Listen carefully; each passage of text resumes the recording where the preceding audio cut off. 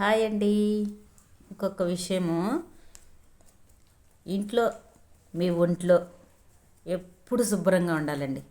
ఇది నేను మీకు అందరికీ చెప్పే మాట, ప్రేమతో చెప్పే మాట. నిజం చెప్తున్నా. వాళ్ళతో ముచ్చట్లు, వీళ్ళతో ముచ్చట్లు, అదిట్ట ఇదిట్ట ఇదిట్ట అదిట్ట అదిట్ట అని ఊరు పంచాయతీలన్నీ మీ నెత్తనేసుకొని ఊరు దరిద్రమంతా మీ నెత్తన పెట్టుకోకండి. నేను చెప్పేది ఏమంటే, నైట్ మీరు భోంచేస్తానే కిచెన్ మొత్తం శుభ్రం చేసేయాలండి. ఎక్దమ్ ఫ్రెష్ అయిపోవాలా. మీరు పనుకున్న ఫోన్ చూస్తూ అట్లు ఇటు ఇటు అటు కులుకుతూ మెలుకుతూ నుసుకుతూ పనుకొని నిద్రపోయే లోపల ఎట్టయినా గంట లేట్ అవుతుంది. అదేదో కిచెన్లోకి పోయి కిచెన్ శుభ్రం చేసేసి వచ్చి పడుకున్నామనుకో, మన పానం అలిచిపోతుంది, నిద్ర కూడా భిన్న వస్తుంది. నిజమే.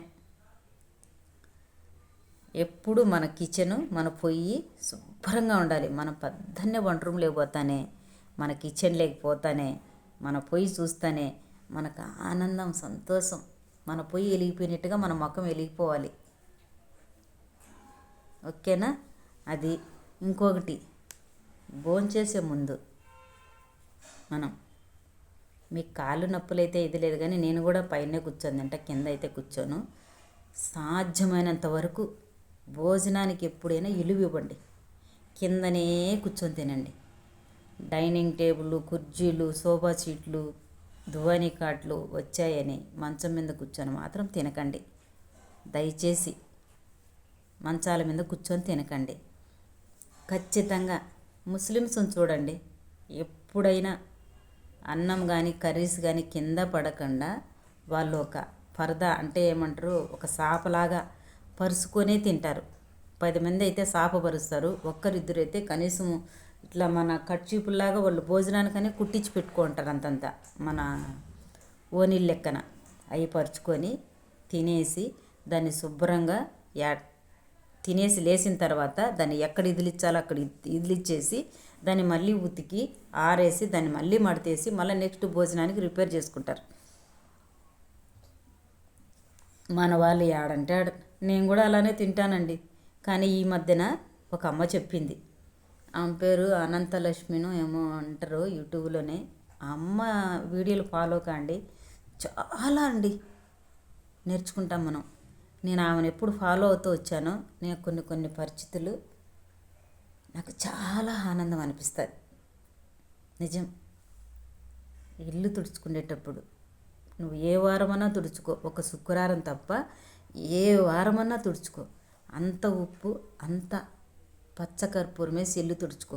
నీ ఇండ్లు, మీ ఆర్థిక పరిస్థితులు, మీ దరిద్రాలు, మీ లేనితనాలు అన్నీ కొట్టిపోతాయండి.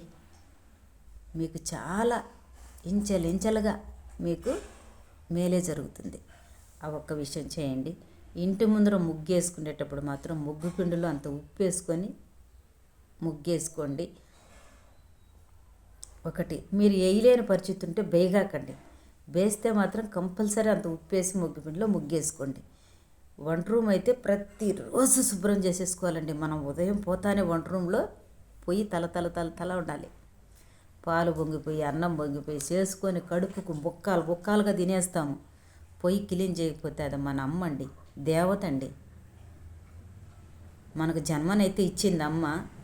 ఏమి ప్రతిరోజు పోషించేదండి. పొయ్యే లేకపోతే మనం ఏం తినగలమండి? అది హోటల్ కానీ, ఏరే ఊరు, ఇంకొక దేశం కానీ ఎక్కడికి విని పొయ్యి మీద ముట్టించే, పొయ్యిలో చేసే మనకు పెడతారండి. నిజమే కదా? దాని శుభ్రం, మన శరీరం శుభ్రం. నీ దగ్గర లక్ష్మీదేవి ఎందుకు నిలబడదు? ఆ అమ్మ నువ్వు పో అన్నా పోదు, నీ భుజాల మీదనే కూర్చొని ఉంటుంది. నీకు ఎప్పుడు ఏది అవసరం వచ్చినా టక్కన ఆదుకోవడానికి. నిజం చెప్తున్నా. అది. ఇంకొకటి, కింద భోజనం ఎలా చేయాలో చెప్పాను కదా. ఒకవేళ మీరు ఇస్తే సాప పరుచుకోకపోయినా మీరు తిన్నకాడ మెతుకు కింద పడకుండా తినండి. ఒకవేళ కింద పడినా మనం తినేటప్పుడు వంట సామాన్లు పెట్టుకునేటప్పుడు శుభ్రంగా ఊడ్చుకొని బాగా కూర్చోండి. అన్నం కూరలు పెట్టుకునే కాడ అప్పుడు ఒకవేళ ఒక మెతుకు కింద పడినా మళ్ళీ ఎత్తి నోట్లో వేసుకోవచ్చండి. కొంతమంది ముక్కుబళ్ళు దేవుని గుళ్ళల్లో కింద అన్నం కూర వేసుకొని తింటూ ఉంటారు. దేవుడికి అలా మొక్కుంటారు. చాలామందిని చూసారా దేవుని గుళ్ళల్లో పోయి? మన ఇంట్లో మనం శుభ్రం చేసుకున్నామా లేదా మన ఇల్లు మనకు తెలుసు కదా. ఒకవేళ కింద మెతుకు పడితే తినడానికి ఏమవుతుంది? ఎంత పెద్ద కోటీశ్వరుడైనా మెతుకు కింద పన్నివ్వకూడదు.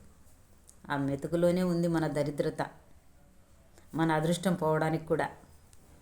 ఏమంటారు? అది ఏమంటే ఇంకొక విషయము, తిని లేచిన తర్వాత ఎంగిలి పల్లెలు ఎప్పుడు ఆడ ఎండబెట్టకండి, సింకులో వేసేసి వెంటనే కడిగేసేసి, మీరు సోప్ వేసి కడిగే ఓపిక లేకపోయినా ఒట్టి నీళ్ళతో అన్న కడిగేసేసి ఆడ పెట్టేసి సింకును శుభ్రం చేయండి. ప్రతి ఒక్కటి చూస్తుంది మన ఇంట్లో లక్ష్మీదేవి. పరక ఎప్పుడు శుక్రవారం సోమవారం వాడకుండా మిగతా రోజులు ఎప్పుడైనా వాడండి పరక. భోజనం తినేటప్పుడు ఇంకొక విషయం, కొంతమంది ఏమండి ఇప్పుడు ఒక గంట తిన్నావు కూర, ఇంకొక గంట కావాలంటే వేసుకొని అన్నంలోనే పుర్రు కలుపుకొని తిను. 5 ఏళ్ళు పోని అంతే. ఇదేంది ఇది? చీకడం చాలా దరిద్రం అండి. లేని దయాల్ని, లేని రాక్షసుల్ని, లేని పిశాసుల్ని ఆహ్వానించడమే. అలా మనం తినడం, మనం చీకడం, నాకడం. నిజం చెప్తున్నా. ఇంకొక విషయం, అమ్మ అంటే ఎవరికైనా అమ్మే. ఆ తల్లి భర్త లేనామైనా కానీలే, చేతిలో గాజు లేకుండా బిడ్డలకు అన్నం పెట్టకండి, ఆయుష్ తగ్గిపోతుందంట. నేను చేతిలో గాజు లేకపోతే నా చెయ్యి ఏం బాగుండదు చూడండి. ఒక్కటన్నా అలా వేసుకుంటా. మామూలుగా ఎదంతులు అన్నీ వేసుకుంటున్నారు. మనకు లేనిది, మనకు దేవుడు ఇవ్వంది ఏది వద్దు. ప్లాస్టిక్ గాజులండి ఇవి, గోట్లు. ఇదో నా పిలక, అంతే తప్ప దేవుంది ఏదన్నా బండారు ఉంటే పెట్టుకుంటానండి, అంతే. ఇంకే అలంకరణ వద్దు. నా బిడ్డ తెచ్చిచ్చిన చైను, నా బిడ్డ తెచ్చిచ్చిన కమ్మలు, ఒక స్టిక్కరు, ప్లాస్టిక్ గోట్లు, చీరలు జాకెట్లు మామూలే, నాకు నచ్చినట్టు కుట్టుకుంటా, అంతే కదా. అలానే మెయింటైన్ చేయండి.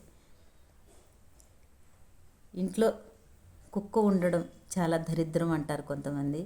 కుక్క దేవుడండి. మా ఇంట్లో ఎప్పుడు కుక్కను చాక్కుంటాడు నా బిడ్డ. నా బిడ్డకు అదేనేమో ఆశీర్వాదం.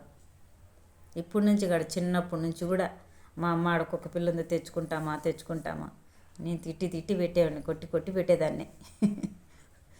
చాలా మా ఇంట్లోనే కూడా చనిపోయినాయి కొన్ని పాపము. ఇప్పుడు షాండీ, ముందు షింటు. నా ఛానల్ ముందు వీడియోలు చూడండి. షింటు ఉన్నింది, చాలా పెద్దదైనాక అది నాటు కుక్క, ల్యాబ్ డాగ్. ఇప్పుడు ఉండేదైతే షాండీ ల్యాబ్ డాగ్. షింటు అయితే ముందు అది నాటు కుక్క, చిత్తూరు నుంచి తెచ్చి సాకినాము. ఈదిలో అందరిని పోయి పెరకడం, అందరు చెప్పులు తేవడం అలా చేస్తూ ఉన్నింది. అందుకు పల్లెలో అయితే టౌన్లో అరుస్తారు, పల్లెలో ఎవరు అరసారులే అని మా చెల్లెలింట్లో వదిలినాము. మా చెల్లెలోళ్ళు మిద్దె మీద ఒడ్లు తినేస్తుంది, చినిక్కాయలు తినేస్తుంది, వాళ్ళ గేట్లు కొరుకుతుంది, వాళ్ళ తలుపులు కొరుకుతుంది, మేకపిల్లలు దొరుకుతుంది, కోళ్ళ దొరుకుతుంది పల్లెలో అని కంప్లైంట్లు వచ్చినాయని వాళ్ళు కూడా తీసుకొని ఇంకొక ఊర్లో ఏడో వదిలేశారంట. మళ్ళీ చాండీని తెచ్చుకున్నాము. అలా ఇంటి విషయాలు అయితే అలా ఉంటాయి ఫ్రెండ్స్. తప్పకుండా ఇల్లు శుభ్రం, ఇల్లాలు శుభ్రం అన్నారు. ఈ నాకడం చీకడం చేయగాకండి. ఏమి అంత అన్నం మిగిలిన కవర్లో, మనకు పనికిరాదు చెడిపోయిందంటే కవర్లో వేసి డస్ట్బిన్లో వేసి వేయండి. అది ఊరు బయటికి వెళ్ళిపోవాలా.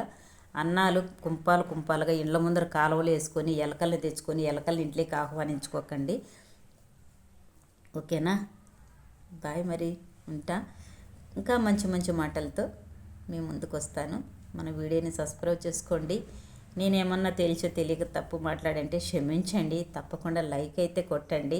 ఓపికగా చూడండి, లెంత్ ఎక్కువ అవుతుంది. నాకు టక్ ఐడియాలు రావు. నాకు జరిగింది, నా విషయాలు మీకు షేర్ చేసుకుంటూ ఉంటా. ఇది ఫ్రెండ్స్, నా బిడ్డ అయితే 3 గంటలకు పోతాడు, మళ్ళీ 3 గంటలకు వస్తాడు. ఒక్కరోజన్నా లీవ్ పెట్టి ఇంట్లో ఉండొచ్చు కదరా అంటే, లీవ్ పెట్టే వయసు కాదులే మమ్మీ, లీవ్ పెట్టే వయసు వస్తుంది. నీ వయసు వచ్చినప్పుడు లీవ్ పెడతా అంటాడు. ప్రతిరోజు కష్టపడే బిడ్డండి, అది విషయము. బాయ్. ఓకేనా. నిన్నైతే మా ఊరికి వెళ్ళి వచ్చిన. 31వ తేదీనే ఇచ్చేసారంట డబ్బులు, పింఛన్ లెక్క. నేను 1వ తేదీ ఇస్తారని పోలేదు. మళ్ళీ నిన్న 2వ తేదీ పోయి అయితే తీసుకొచ్చుకున్నా.